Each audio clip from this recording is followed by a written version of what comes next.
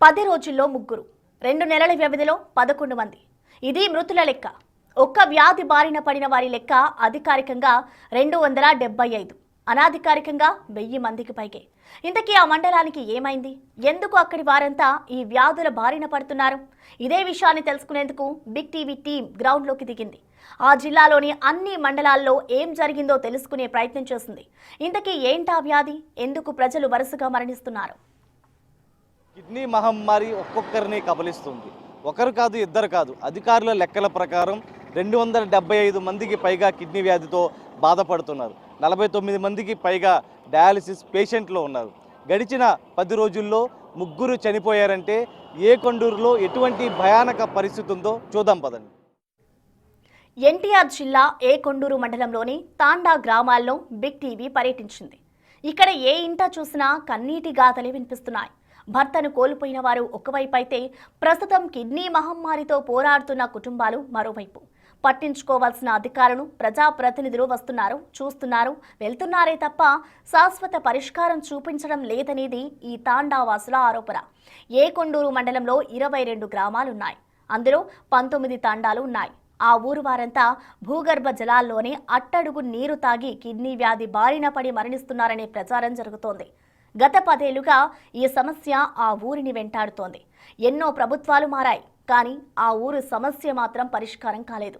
తండాలోని కొన్ని ఊళ్ళల్లో మగవారు లేరంటే ఆశ్చర్యానికి గురి కావాల్సిందే. చాలా మంది మగవారు 30 నుంచి 50 సంవత్సరాల లోపే కిడ్నీ వ్యాధితో మరణిస్తున్నారంటే ఎఫెక్ట్ తీవ్రత ఎంత భయానకంగా ఉందో అర్థం చేసుకోవచ్చు. కిడ్నీ మహమ్మారి ఒక్కొక్కరిని కబలిస్తుంది. 10 రోజుల్లో దాదాపు 3 మంది చనిపోయారంటే ఎంత భయానకంగా ఏ కొండూరులో పరిస్థితి ఉందో ఒక్కసారి చూసుకోవచ్చు. ప్రస్తుతం మనం డీప్లా తండాలో ఉన్నాం. ఇక్కడ శనివారం రోజున మంగ్య అనే వ్యక్తి కిడ్నీ వ్యాధితో చనిపోయారు. ఏదైతే ఆ కుటుంబానికి సంబంధించి కూడా మొత్తం దాదాపు 1/2 ఎకరం పొలం కూడా అమ్మారు కాపాడుకుందామని. కానీ ప్రస్తుతం చేజారినటువంటి పరిస్థితి. ప్రస్తుతం మనతో మాట్లాడేందుకు మంగ్య పడుకున్నారు. అసలు ఏం జరిగింది, మొత్తం ఎటువంటి ఇబ్బందులు పడ్డారు ఆ సమయం? సార్, నా పేరు అజయ్. మా నాన్నగారి పేరు జర్ప్ల మంగ్య. మేము దాదాపు గత 10 సంవత్సరాల నుంచి మా నాన్నకి ఈ వ్యాధి అనేది ఉంది, కిడ్నీ ప్రాబ్లం. దాదాపు ట్యాబ్లెట్ వాడుతున్న నెలకు వచ్చేసి 15,000 అలా ఖర్చు అవుతూ ఉంది. తర్వాత స్టేజీ దాటిన తర్వాత హాస్పిటల్ తీసుకెళ్తే డయాలసిస్ చేయాలి. 2 రోజులకి 1,00,000 రూపాయలు అవుతాయని చెబితే మా స్తోమత లేక గవర్నమెంట్ హాస్పిటల్కి తీసుకెళ్ళిన తర్వాత అక్కడ దాదాపు 7 డయాలసిస్ చేశారు. డిశ్చార్జ్ చేసిన తర్వాత ఇంటికాడ వచ్చాక మా నాన్నగారు శనివారం 1వ తారీఖు మా నాన్నగారు చనిపోయారు. తర్వాత ఎన్ని డబ్బులు పెట్టినా మా నాన్న అనేది మాకు దక్కలేదు. దాని తర్వాత ఇంకా అప్పులు అనేది చాలా ఉంది సార్. మాకు 15 లక్షల దాకా అప్పు ఉంది. మాకు అనేది ఆధారం లేదు, వెనకాల ఆస్తులు లేదు, ఏం లేదు. మాకు ఏదైనా గవర్నమెంట్ ద్వారా మాకు ఏదైనా దక్కినట్టు ఏదైనా సహకరిస్తే చాలు. అంటే ఎట్లా గుర్తించారు? అంటే ప్రతి నెల ఎంత ఖర్చు అయ్యేది? ప్రతి నెల 15,000 అయిపోయేది సార్. ప్రతి నెల అతని ట్యాబ్లెట్ అని వాటికని అయిపోయేది సార్. అతనికి తినడానికి ఖర్చు అతనికి 15,000 పక్కన పెట్టాడమే. మళ్ళీ నెలకి ఈఎంఐ హౌస్ లోన్ తీసుకున్నాం సార్. పైగా మళ్ళీ తీసుకున్న ఈ నెలకి 20,000 హౌస్ లోన్ కట్టాలి. మా నాన్నకి నెలకు వచ్చేసి 15,000 అతనికి చూపించాలి. అయితే ఇంకా అది మా ఓపిక లేక 1/2 ఎకరం అమ్మేసాం. 1/2 ఎకరం అమ్మినా మాకు ఇంకా ఏం ఫలితం అనేది రాలేదు సార్ మా నాన్న దగ్గర నుంచి. ఇంకా అంటే ఇక్కడ ఒక్కసారి చెప్పచ్చు ఏంటంటే వీళ్ళే అంతంత మాత్రంగా ఉంటారు. కానీ ఒక పేషెంట్ని తీసుకెళ్లాలంటే అటువైపు ఒకరు పట్టుకోవాలి, ఇటువైపు ఒకరు. ఇద్దరు పిల్లలు కూడా ఆ రోజు పని మానుకొని దగ్గరుండి తీసుకెళ్ళాలి. ప్రతిరోజు కూడా సఫర్యాలు చేయాల్సిన పరిస్థితి. ప్రైవేట్ ఆసుపత్రుల్లో వైద్యం చేయించుకోవడానికి దాదాపు 1/2 ఎకరం పొలం కూడా అమ్మారు. కానీ ప్రస్తుతం ప్రభుత్వ ఆసుపత్రికి వెళ్ళిన తర్వాత అక్కడ వైద్యం చేసుకున్నారు. అక్కడ ఏం జరిగింది అసలు మొత్తం? అక్కడ ప్రైవేట్ హాస్పిటల్ వెళ్ళాం సార్. వెళ్ళి ఆరోగ్యశ్రీ కార్డు మీద చూపిద్దామని వెళ్తే అక్కడ ఆరోగ్యశ్రీ కార్డు లేదు బాబు, 1 వారం ఆగాక వచ్చింది, అప్పుడు దాకా ఈ ట్యాబ్లెట్ వాడండి, మధ్యలో ఏదైనా ఆయాసం వస్తే మాత్రం వేరే హాస్పిటల్కి తీసుకెళ్ళండి అని చెప్పారు సార్ మాకు.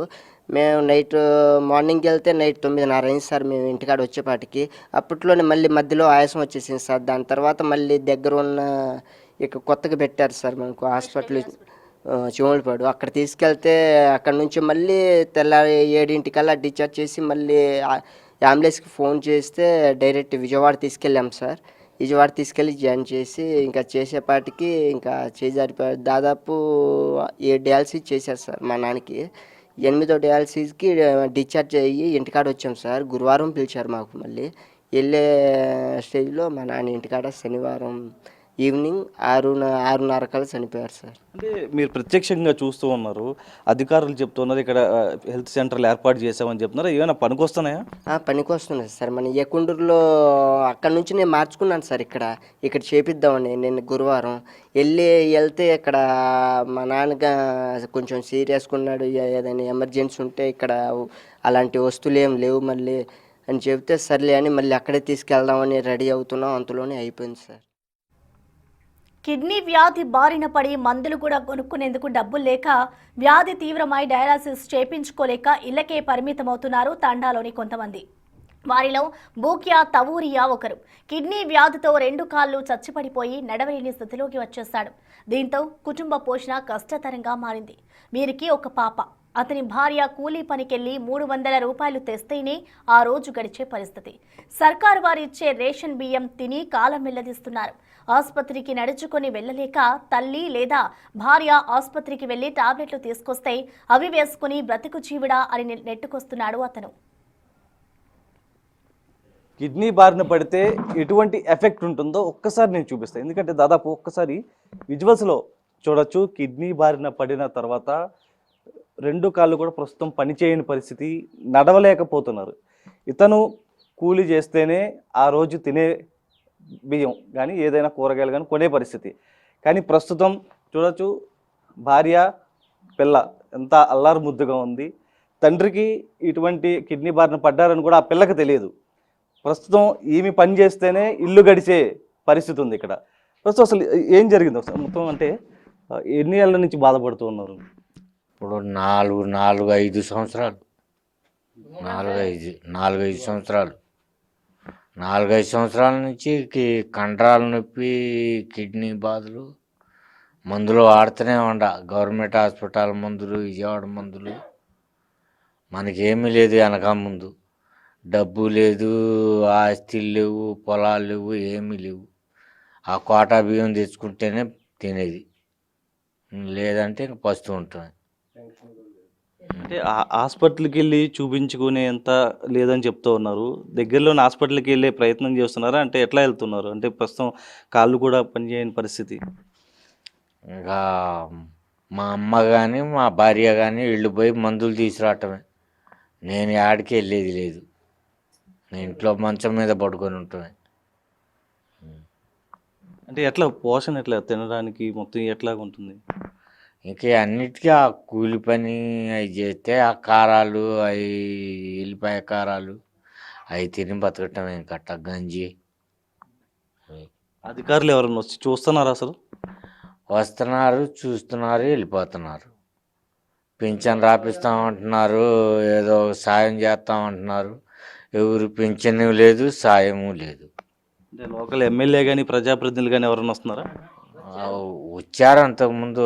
ఆ వైసీపీ ఎమ్మెల్యే గారు 2 సార్లు వచ్చారు, చూసి వెళ్ళారు. పింఛన్ ఇప్పిస్తానన్నారు, ఏదో సాయం చేస్తామన్నారు, ఏమీ లేదు. ఆ తర్వాత ఇప్పుడు టీడీపీ ఎమ్మెల్యే గారు ఒకసారి వచ్చారు. ఆయన వచ్చి ఇప్పుడు నీకు 10,000 పింఛన్ ఇప్పిస్తానన్నారు. పింఛన్ లేదు, ఏమీ లేదు. ఒక వచ్చి చెప్పుకొని వెళ్ళిపోవటం.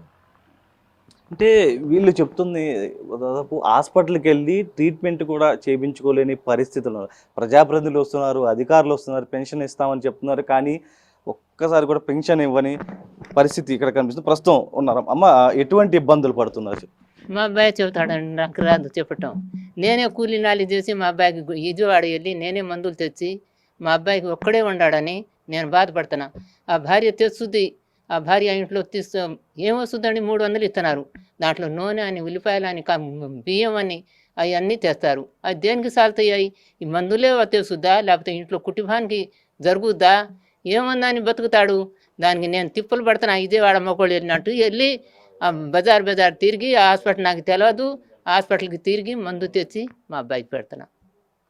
అంతే. అంటే ఎవరిని వచ్చి చూస్తున్నారమ్మా? ఎవరు చూడలేదు, ఎవరు రావట్లేదు. ఫీజునైనా ఇస్తారేమో అని గవర్నమెంట్ ఎన్నోసార్లు వెళ్ళి చెబుతున్నా ఎమ్మెల్యేలకి, వాళ్ళు రావట్లేదు. విజయవాడ ఇది తిరుగురు ఇప్పుడు గెలిచిన ఎమ్మెల్యే గారి దగ్గర 3 సార్లు వెళ్ళా.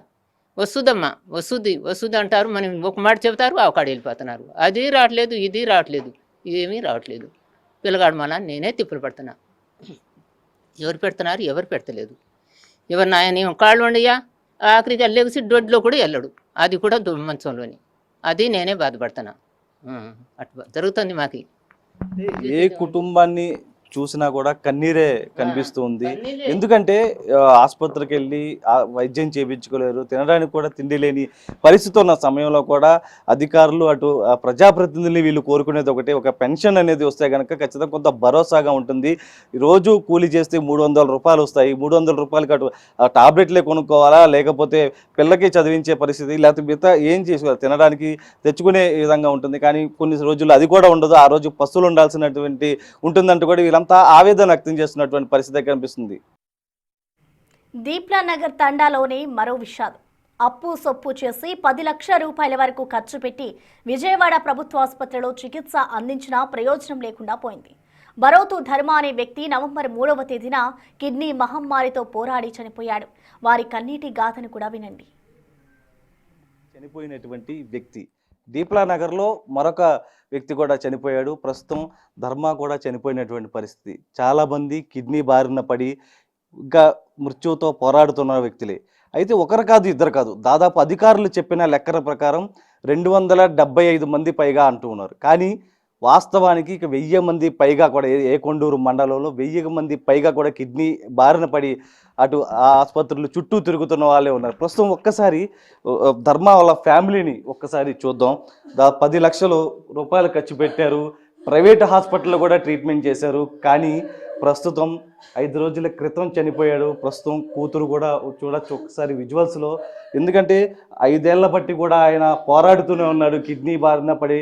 అటు పోరాడుతున్న సమయంలో కూడా గవర్నమెంట్ ఆసుపత్రిలో వైద్యం సరిగా అందదేవో అని చెప్పి ప్రైవేట్ హాస్పిటల్ విజయవాడ ప్రైవేట్ ఆసుపత్రి తీసుకెళ్ళి అక్కడ వైద్యం చేయించారు. కానీ మృత్యువుతో పోరాడి ఆయన చనిపోయాడు. ప్రస్తుతం వాళ్ళ ఫ్యామిలీతో ఒకసారి మాట్లాడదాం.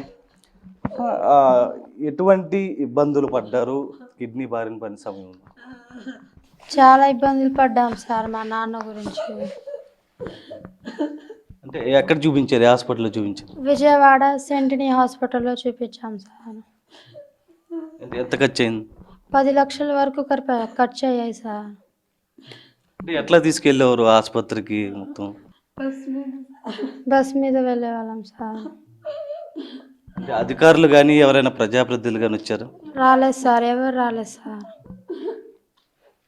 ఒకసారి మీరు చెప్పండి అమ్మా, ఎటువంటి ఇబ్బందులు పడేవారు? చాలా బాధపడేవాళ్ళం సార్.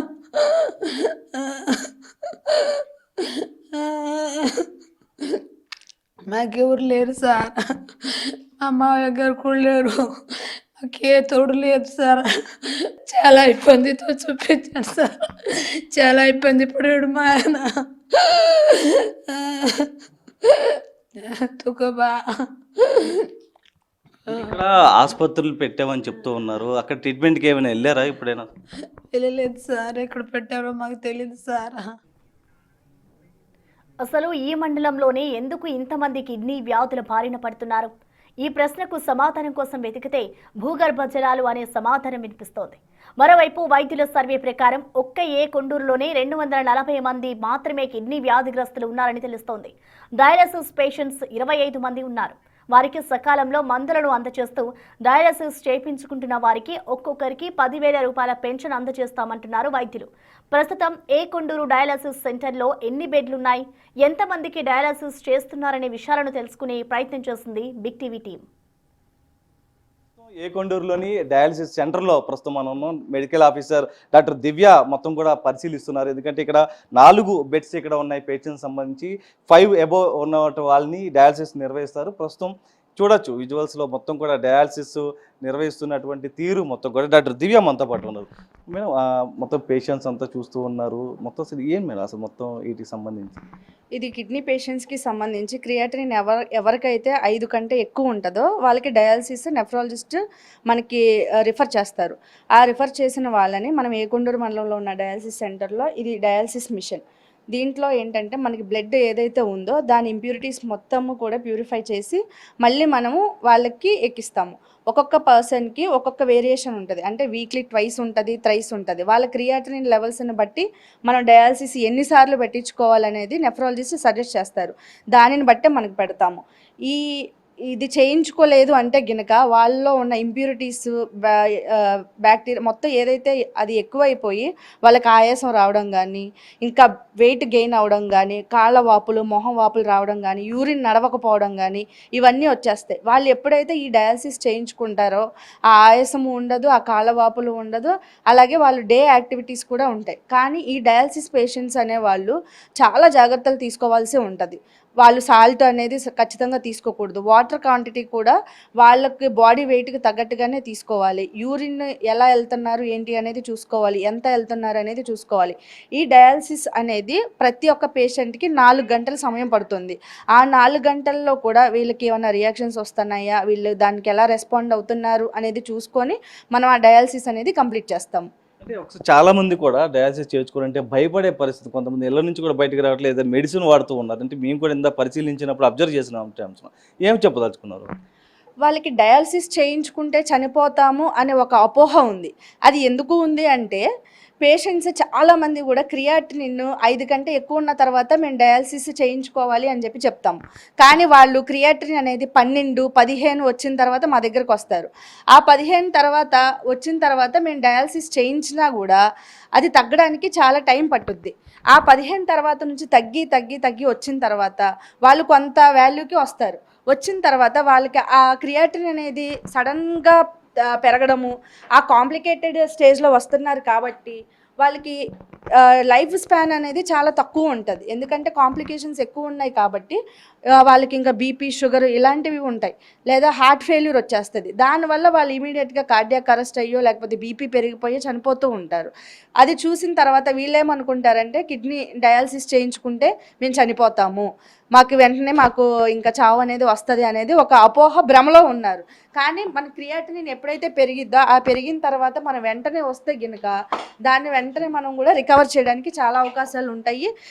చనిపోవడం అనేది అది మన చేతిలో ఉండేది కాదు అది. కానీ క్రియాటినిన్ లెవెల్స్ పెరిగిన వెంటనే కూడా వాళ్ళు డయాలసిస్ అనేది చేయించుకోవాలి. ఇక్కడ ఒకటి ఏంటంటే ఏకొండూరు మండలంలో ప్రస్తుతం కిడ్నీ బాధితులు ఎంతమంది ఉన్నారు, డయాలసిస్ చేయించుకున్న వారి సంఖ్య ఎంత?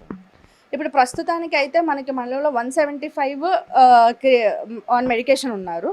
తర్వాత డయాలసిస్ చేయించుకునే వాళ్ళు ఓన్లీ ఏకొండూరు మండలంలో 16 ఉన్నారు. ఇతర మండలం నుంచి వచ్చే వాళ్ళు 25 మందికి ఇక్కడే మనం డయాలసిస్ చేస్తాము. రోజుకొచ్చి 4 బెడ్లు ఉన్నాయి ఇక్కడ. 4 బెడ్లు 3 సెషన్స్ జరుగుతాయి. అంటే 4x12 12 సార్లు 12 సెషన్స్ జరుగుతాయి ఇక్కడ. ఆ 12 సెషన్స్లో మనం డయాలసిస్ అనేది కంప్లీట్ చేస్తాం. అంటే వాటర్ ఎఫెక్ట్ అంటున్నారు, రకరకాల ప్రచారాలు కూడా జరుగుతున్నాయి. వాటర్ అనేది మనం ఖచ్చితంగా చెప్పలేమండి. వాటర్ అయి ఉండొచ్చు, డయాబెటిక్ అయిపోయి ఉండొచ్చు, హైపర్ టెన్షన్ వల్ల రావచ్చు, ఫుడ్ హ్యాబిట్స్ వల్ల రావచ్చు, అలాగే ఆల్కహాల్ స్మోకింగ్ వల్ల కూడా రావచ్చు. ఒక పర్సన్కి ఒక్కొక్కలాగా వేరీ అవ్వచ్చు.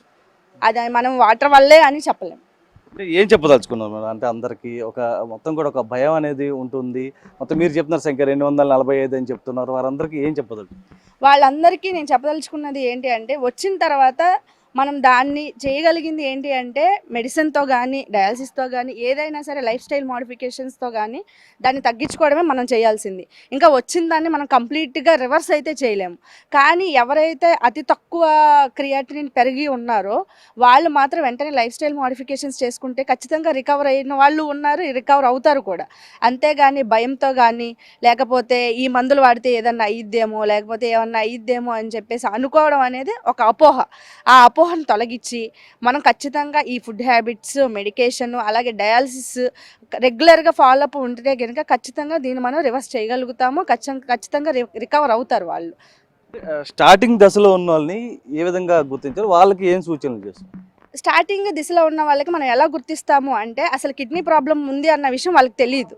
వాళ్ళకి తెలియకపోగా మన గవర్నమెంట్ ఏం చేసిందంటే స్క్రీనింగ్ అనేది కండక్ట్ చేసింది. అంటే మాస్ పాపులేషన్ ఎవరైతే ఉన్నారో వాళ్ళందరికీ 25+ ఎవరైతే ఉన్నారో వాళ్ళందరికీ కూడా స్క్రీనింగ్ చేశారు. ఆ స్క్రీనింగ్లో ఆ 25+ ఉన్న వాళ్ళకి క్రియాటిన్ లెవెల్స్ అనేవి చెక్ చేస్తాము. 1.5 కంటే ఎవరైతే ఎక్కువ మంది ఉన్నారో, 3 ఎంతమంది ఉన్నారు, 5 ఎంతమంది ఉన్నారు అని గుర్తించి వాళ్ళకి అల్ట్రాసౌండ్ స్కానింగ్ అనేది మనం విజయవాడ జీజీహెచ్కి పంపించి నెఫ్రాలజిస్ట్ దగ్గర స్కానింగ్ చేయించిన తర్వాత కిడ్నీస్ ఏ స్టేజ్లో ఎఫెక్ట్ అయినాయి, ఎంత స్టేజ్లో ఎఫెక్ట్ అయినాయి అనేది గుర్తించి దాన్ని బట్టి మెడిసిన్ డయాలసిస్ అనేది ప్రిస్క్రైబ్ చేస్తారు. అంటే ఇప్పుడు మనం చూస్తున్నాం మేడం, అంటే ముగ్గురు చనిపోయారు, వాళ్ళు కూడా మధ్య వయసు వాళ్ళు, అంటే ఎక్కువ వృద్ధులు దీని బారిన ఎక్కువ పడుతుంటారు, చనిపోవడం చూస్తున్నాం. కానీ మధ్య వయసు ఉన్న వాళ్ళకి చనిపోవడం అంత ఎఫెక్టెడ్ ఎట్లా? చిన్న వయసు ఉన్నవాళ్ళు ఎందుకు ఎఫెక్ట్ అవుతున్నారు, లేకపోతే పెద్ద వయసు ఉన్నవాళ్ళు అంటే అది డిపెండ్స్ ఆన్ వాళ్ళ ఫాలో అప్. ఇప్పుడు చిన్న వయసు ఉన్న వాళ్ళకి క్రియాటినిన్ బాగా ఎక్కువ పెరిగి ఉండొచ్చు, వాళ్ళు రెగ్యులర్గా ఫాలో అప్కి రాకపోయి ఉండొచ్చు. దానివల్ల తప్పితే చిన్న వయసు వాళ్ళు తొందరగా ఎఫెక్ట్ అవుతుంది, లేకపోతే పెద్ద వయసు వాళ్ళకి ఎఫెక్ట్ కావట్లేదు అనేది లేదండి. అంటే ఇప్పుడు ఫైనల్గా ఒక మాట చెప్పండి మేడం, అంటే ఏం చెప్పదలుచుకున్నాం మొత్తం, అంటే వ్యాధిని బారిన పడిన వాళ్ళు తీసుకోవాల్సిన జాగ్రత్తలకు సంబంధించి? వ్యాధిని బారిన పడిన వాళ్ళు తీసుకోవాల్సిన జాగ్రత్తలు మెయిన్గా సాల్ట్ అనేది తగ్గించాలి. మనకి ఫుడ్ హ్యాబిట్స్, వాటర్ అనేది సేఫ్ డ్రింకింగ్ వాటర్ ఉండాలి. డైట్ మోడిఫికేషన్స్లో ఆల్కహాల్ తీసుకోకూడదు, స్మోకింగ్ అనేది ఉండకూడదు. మనం ఇంకా చూసుకుంటే చాలామందికి ఇప్పుడు ప్రస్తుతం ఉన్నది డయాబెటీస్, హైపర్ టెన్షన్. ఆ రెండు కంట్రోల్లో లేకపోతే ఖచ్చితంగా కూడా మనకి ఈ సీకేడీ అనేది ఎఫెక్ట్ అవుతుంది. డయాబెటీస్, హైపర్ టెన్సివ్ అనేది అల్టిమేట్ రిజల్ట్ ఏంటి అంటే దాని ఎఫెక్ట్ అనేది కిడ్నీ మీద పడుతుంది. సో ఈ డయాబెటీస్, హైపర్ టెన్షన్ సరిగ్గా కంట్రోల్లో లేకపోయినా కూడా మనకి కిడ్నీస్ మీద ఎఫెక్ట్ పడుద్ది. ఇవన్నీ కూడా మనం గుర్తించి మన ఆహారపు అలవాట్లు మార్చుకొని, అలాగే రెగ్యులర్ ఫాలోఅప్స్కి, డాక్టర్ చెకప్స్కి, ఈ క్రియాటినిన్ లెవెల్స్ చెక్ చేయించుకోవడం, షుగర్ లెవెల్స్ చెక్ చేయించుకోవడం, ఈ బీపీ చూయించుకోవడం, వీటన్నిటి వల్ల కూడా మనం తగ్గించవచ్చు. అయితే ఇది ఏదైతే కిడ్నీ బారిన పడిన వాళ్ళకి ఒకటే డాక్టర్ చెప్తూ ఉన్నారు, ప్రతి ఒక్కరు కూడా సేఫ్టీ అనేది చాలా ముఖ్యం, ఆహారం అలవాట్ల విషయంలో కూడా జాగ్రత్తలు పాటించాలంటూ కూడా చెప్తున్నారు. ఏదైతే కొంతమంది డయాలసిస్ చేయించుకున్నారని కొంత భయం అనేది ఉంది, కానీ ఎవ్వరు కూడా భయాందోళన చెందొద్దు, చనిపోతామన్న అపోహ కూడా వద్దు, డయాలసిస్ ఖచ్చితంగా చేయించుకోవాలంటూ కూడా చెప్తున్నటువంటి పరిస్థితి కనిపిస్తుంది. ఈ కిడ్నీ మహమ్మారిని అరికట్టాలంటే కృష్ణా జిల్లాలే ముఖ్యమంటున్నారు నిపుణులు. ప్రభుత్వం 50 కోట్ల నిధులతో ఏకొండూరు మండలంలోని ప్రతి తండ్రాకు నీళ్లివ్వాలని భావించింది. కానీ కిడ్నీ ప్రభావిత ప్రాంతాల్లో శాశ్వత కృష్ణా జిల్లాల పైప్ లైన్ పనులు నత్తనడకన సాగుతున్నాయి. ఏకొండూరులోని 22 గ్రామాలకు రెడ్డిగూడెంలోని కుదువ తాండా నుండి నీరు సరఫరా అవుతోంది. కృష్ణా జలాలను గ్రామాలలో ఇంటింటికి అందించాలన్న ఉద్దేశంతో ప్రస్తుతానికి 12 గ్రామాలకు కృష్ణా జలాలను పైప్ లైన్ల ద్వారా నీటిని వదులుతున్నారు. మరో 12 గ్రామాలకు ట్యాంకర్ల ద్వారా మంచినీటిని ప్రస్తుతానికి సరఫరా చేస్తున్నారు. కోట్లకు కోట్లు ఖర్చు పెట్టి పైప్ లైన్ వేసినప్పటికీ బోరు నీరు మంచినీటికి ఒకే పైపు లైన్ అవ్వడంతో నీరు కలుషితం అవుతుందని గ్రామస్తులు అంటున్నారు. అసలు గ్రౌండ్ లెవెల్లో పరిస్థితి ఎలా ఉందో చూద్దాం. కిడ్నీ వ్యాధి ప్రబలడానికి భూగర్భ జలాలు అడుగుకు చేరుకోవడమేనా? నిపుణులు చెప్తున్న దాని ప్రకారం భూగర్భ జలాలు అడుగుకి చేరుకోవడంతో కూరగాయలు తిన్నా కూడా కిడ్నీ వ్యాధి ప్రబలుతుందని హెచ్చరించిన నేపథ్యంలో ప్రస్తుతం రెడ్డిగూడెం మండలం వద్ద ప్రస్తుతం మనం ఇక్కడ ఉన్న ఒకసారి విజువల్స్లో చూడొచ్చు. ఏదైతే కృష్ణా జలాలు ఈ ప్రాంతానికి చేరుకుంటాయి, ఇబ్రహీంపట్నం ఫెర్రీ నుంచి మొత్తం కూడా ఇక్కడికి పైపు లైన్ల ద్వారా ఇక్కడికి తీసుకొస్తుంటారు. ఈ సంపు దగ్గర తీసుకొచ్చిన తర్వాత ఇక్కడి నుంచి ఒకసారి మనం చూడొచ్చు, పైపు లైన్ల ద్వారా వాటర్ ట్యాంకు మొత్తం ఇక్కడ ఫిల్టర్ అయ్యి ఇక్కడి నుంచి గ్రామాలకు వెళ్తూ ఉంది. ప్రస్తుతం గ్రామాలకు వెళ్ళిన సమయంలో కూడా కొన్ని గ్రామాలకు వెళ్తుంది, మరికొన్ని గ్రామాలకు వెళ్ళడం లేదు. లక్ష్మీసా కలెక్టర్ కూడా విజిట్ చేయడం జరిగింది. జనవరి కల్లా పూర్తి స్థాయిలో గ్రామాలకు వాటర్ ఇస్తామని చెప్తూ ఉన్నారు. ప్రస్తుతం పరిస్థితి ఒక్కసారి విమర్శ చెప్తాను, ఎందుకంటే ఇక్కడ సంబంధించి కూడా ఏదైతే ఇబ్రహీంపట్నం నుంచి వచ్చిన నేపథ్యంలో ప్రస్తుతం ఈ ప్రాంతంకు చేరుకుంటుంది, ఇక్కడి నుంచి గ్రామాలకు వెళ్తుంది. ఏదైతే ఎఫెక్టెడ్ ఏరియాస్ ఉన్నాయో ఆ గ్రామాలకు వెళ్తుంది. అయితే ఒక నెల రోజుల క్రితం ఒక ట్రయల్ రన్ నిర్వహించారు, పాత పైపు లైన్లకు సంబంధించి మొత్తం ఇక్కడి నుంచి ఒక ట్రయల్ రన్ నిర్వహించారు. కానీ ఇప్పటి వరకు కూడా పూర్తి స్థాయిలో కొన్ని గ్రామాలకు వెళ్ళని పరిస్థితి, ఎందుకంటే అక్కడ కొంత వర్కులు అయిపోవడం, ప్రాజెక్టులు అయిపోవడం, ఈ నేపథ్యంలో కూడా మొత్తం కొన్ని మరమ్మతులు చేస్తున్న దృష్ట్యా కూడా కొన్నిటికి వెళ్ళనటువంటి పరిస్థితి. ఈ నేపథ్యంలోనే ప్రస్తుతం మనతో మాట్లాడేందుకు స్థానికులు ఉన్నారు. సార్, ఒకసారి మొత్తం ఇక్కడ సంబంధించి అసలు ఏం జరుగుతుంది, అంటే ఎఫెక్టెడ్ ఏదైతే కిడ్నీ వ్యాధి సంబంధించి కూడా అక్కడ ఏరియాలకు వాటర్ వెళ్తుందా లేదా? నా పేరు పి ఆనందరావు, ఎన్టీఆర్ జిల్లా ఏకొండూరు మండలం వ్యవసాయ కార్మిక సంఘం మండల కార్యదర్శిని. ఏకొండూరు మండలం అంటేనే మరో ఉద్యానం గుర్తొస్తూ ఉంది. ఎందుకంటే ఏకొండూరు మండలంలో కిడ్నీ బాధితులు పిట్టల్లా రాలిపోతూ ఉన్నారు. ఇప్పటికి దాదాపు ఏకొండూరు మండలంలో కిడ్నీ వ్యాధితో 200 మంది పైసలకు చనిపోయారు. ఇంకా దాదాపు ఏకొండూరు మండలంలో 1000కి పైగా సీరం 2 దాటినట్టు సీరం క్రియాటిన్ పేషెంట్లు ఉన్నారు. ఇంత జరుగుతున్న ప్రభుత్వానికి సీమ కుట్టినట్టు కూడా లేదు. ఏకొండూరు మండలం ప్రధానంగా గ్యామాతండ, కేశాతండ, దీప్లానగరు, పెద్దతండ, గోపాలపురం, అలాగే కుమ్మరకుంట, రేపూడి ఇలాంటి గ్రామాల్లో ఈ కిడ్నీ సమస్య చాలా తీవ్రంగా ఉంది. మేము వ్యవసాయ కార్మిక సంఘంగా సిపిఎం పార్టీగా అనేకమైన ఆందోళన పోరాటాలు చేసినటువంటి ఫలితంగా ప్రభుత్వం కొన్ని పరిష్కారం అయినాయి, ఇంకా పరిష్కారం అవ్వాల్సినవి ఉన్నాయి. ఏకొండూరు మండలంలో కిడ్నీ బాధితులు వరుస మరణాలు జరుగుతూ ఉన్నాయి. ప్రభుత్వం పట్టించుకునేటువంటి పరిస్థితి కాపట్లేదు. నిన్న కలెక్టర్ గారు వచ్చి తూతూ మంత్రంగా మండలం మొత్తం పిహెచ్సికి వచ్చి తిరిగారు. ఇంకా జనవరిలో నీళ్లు వస్తాయని చెప్తా ఉన్నారు. ఇది చాలా దుర్మార్గమైన విషయం. ప్రభుత్వం కలెక్టర్ గారు వచ్చి పేషెంట్లు 240 మంది కిడ్నీ పేషెంట్లు ఉన్నాయని చెప్తా ఉన్నారు. ఇది కరెక్ట్ కాదు. కలెక్టర్ గారు ప్రభుత్వం దాన్ని పూర్తిగా పరిశీలించి దాదాపు 1000 మంది పైగా చిలుగా కిడ్నీ బాధితులు ఉన్నారు. అందుకనే ప్రభుత్వం ఈ కిడ్నీ బాధితులు మరణాలని, కిడ్నీ వ్యాధిగ్రస్తుల్ని దాస్తూ ఉంది. ఇది దాయకుండా వాస్తవాలను బయట పెట్టాలి. ఇప్పటికైనా ఒకసారి ఇంకొకటి చెప్పండి, ఏదైతే ఇప్పుడు వస్తూ వాటర్ వెళ్తూ ఉంది, గోపాలపురం దగ్గర కడుతూ ఉన్నారు, ఇంకా అక్కడ సంబంధించి ఎక్కడ ఆగింది పెండింగ్? ఇప్పుడే మేము ఆర్డబ్ల్యూఎస్ఐతో మాట్లాడితే 12 గ్రామాలకి కృష్ణా వాటర్ సప్లై అవుతుందని చెప్పి అంటా ఉన్నారు. ఇంకా కొన్ని గ్రామాలు అంటే గోపాలపురం, అలాగే జీళ్లకుంట, వల్లంపట్ల, కోలిశెట్టిపాడు, కోడూరు, అలా ఖమ్మంపాడు, ఏకొండూరు ఇలాంటి గ్రామాలు ఇంకా సప్లై అవ్వాల్సి ఉంది. అవి ఏంటంటే అక్కడ పైపు లైన్ వేయటం కోసం అభ్యంతరంగా ఉందని చెప్తా ఉన్నారు. దాన్ని కూడా పూర్తిగా తొందరగా పూర్తి చేయాలని చెప్పి మేము చెప్తా ఉన్నాం. ఒక్కసారి విజువల్స్లో చూడొచ్చు, ఏదైతే పైనుంచి వాటర్ ట్యాంక్ నుంచి వచ్చిన క్రమంలో కొన్ని గ్రామాలకు ఏవైతే వెళ్ళడం లేదో ఆ గ్రామాలకు ఇక్కడి నుంచి ఈ పైపు ద్వారా వాటర్ ట్యాంకులు తీసుకుని వచ్చి ఇక్కడి నుంచి ఆ మొత్తం కూడా గ్రామాలకు పంచుతున్నారు. అక్కడ కొన్ని ట్యాంకులు ఏర్పాటు చేశారు. ఆ ట్యాంకులకు సంబంధించి కూడా మొత్తం ఎప్పటికప్పుడు ఫుల్ చేస్తున్నారు. ఇక్కడి నుంచే తీసుకెళ్ళి అక్కడ పెడుతున్నటువంటి పరిస్థితి. ప్రస్తుతం 12 గ్రామాలకైతే నీటి సరఫరాని పునరుద్ధరించారు. మార్గం మధ్యలో కొన్ని లోటుపాట్లు ఏమున్నాయి వాటన్నిటిని పూర్తిగా సవరించారు. ప్రస్తుతం మనం విజువల్స్లో చూడవచ్చు, వాటర్కి సంబంధించి కూడా మొత్తం ఇక్కడ సర్క్యూట్ అవుతుంది. కృష్ణా జలాలు ఏవైతే ఇక్కడ వస్తున్నాయి ఇక్కడ నుంచి మొత్తం ఫిల్టర్ అయిన తర్వాత ఎఫెక్టెడ్ ఏరియాస్ ఏవైనా అక్కడికి వాటర్ పంపించాలి. ప్రస్తుతం 12 గ్రామాలకు మాత్రమే వెళ్తుంది. మిగిలిన గ్రామాలకు సంబంధించి కూడా త్వరితగతిన వెళ్తే కనుక కొంత మేర కిడ్నీ ప్రబలేకుండా ఉండేందుకు కొంత ఉంటుందంటూ కూడా అటు స్థానికంగా ఉంటున్న వారు చెప్తున్నటువంటి పరిస్థితి కనిపిస్తుంది. మొత్తం మీద ఏదైతే వీళ్ళంతా కూడా ఒకటే అవుతున్నారు. ఎందుకంటే వరుస మరణాలు కాదా 10 రోజుల్లో ముగ్గురు చనిపోయినటువంటి పరిస్థితి. అధికారులు చెప్తున్నటువంటి లెక్కల ప్రకారం దాదాపు 248 పైగా కిడ్నీ బారిన పడిన ఉన్నారు. దాంట్లో డయాలసిస్ పేషెంట్లకు సంబంధించి 48 మంది పైగా అక్కడ ట్రీట్మెంట్ తీసుకున్నారంటూ కూడా చెప్తున్నటువంటి పరిస్థితి. ఈ నేపథ్యంలో వీళ్ళంతా ఒకటే కోరుతున్నారు, ఏదైతే కృష్ణా జలాలు కనుక కొంత వస్తే కనుక కొంతమేర కిడ్నీని నివారించవచ్చు అంటూ కూడా స్థానికులు అయితే చెప్తున్నారు. మరోవైపు చూడాలి ప్రభుత్వం, ఎందుకంటే నిన్న కలెక్టర్ కూడా విజిట్ చేయడం జరిగింది. విజిట్ చేసిన సమయంలో కూడా జనవరి కల్లా పూర్తి స్థాయిలో ఏకొండూరు మండలంలో అన్ని గ్రామాలకు కూడా అన్ని తండాలకు పూర్తి స్థాయిలో కృష్ణా జలాలు ఇస్తామంటూ కూడా ఆయన ప్రకటన చేశారు. అయితే ఇటీవల ప్రకటన చేసిన సమయంలో కూడా ఇప్పటివరకు కూడా అమలుకు నోచుకునే పరిస్థితి. ప్రస్తుతం కలెక్టర్ లక్ష్మీసా ప్రకటన చేసిన నేపథ్యంలో నిజంగా జనవరి కల్లా పూర్తి స్థాయిలో అటు గ్రామాలకు వాటర్ ఇస్తారు లేదా చూడాల్సినటువంటి అంశం. ఇప్పటికే కిడ్నీ నివారణకు సంబంధించి కూడా పూర్తి స్థాయిలో అటు ప్రభుత్వం చర్యలు తీసుకోవాలంటూ కూడా అటు స్థానికులు అయితే కోరుతున్నారు. మరొక వైపు ఎవరికైతే కొంత ఎఫెక్టెడ్ ఏరియాస్ ఉన్నాయో వారికి మంచి ట్రీట్మెంట్ అందించే విధంగా కూడా మరిన్ని చర్యలు తీసుకోవాలంటూ కూడా స్థానికులు అయితే కోరుతున్నారు. ఈ పర్సన్ సాయితో నరసింహ, బిగ్ టీవీ, ఏకొండూరు నుంచి. ఏదేమైనప్పటికీ కిడ్నీ మహమ్మారి నుంచి ఏకొండూరు వాసులను కాపాడాలంటే ప్రభుత్వం పూర్తి స్థాయిలో ముందుకు రావాల్సిందే. మనిషి చనిపోయినప్పుడు వచ్చి హడావిడి చేసి మళ్ళీ కనిపించకపోవడం లాంటివి చేస్తే మరో ఉద్దానంగా ఏకొండూరు మిగిలిపోవడం ఖాయం. మరి ఇప్పటికైనా ప్రభుత్వం చర్యలు తీసుకుంటుందా? ఈ సమస్యకు శాశ్వత పరిష్కారం చూపిస్తుందా? లేక ఈ తండాలను మరో ఉద్దానంగా మారుస్తుందా?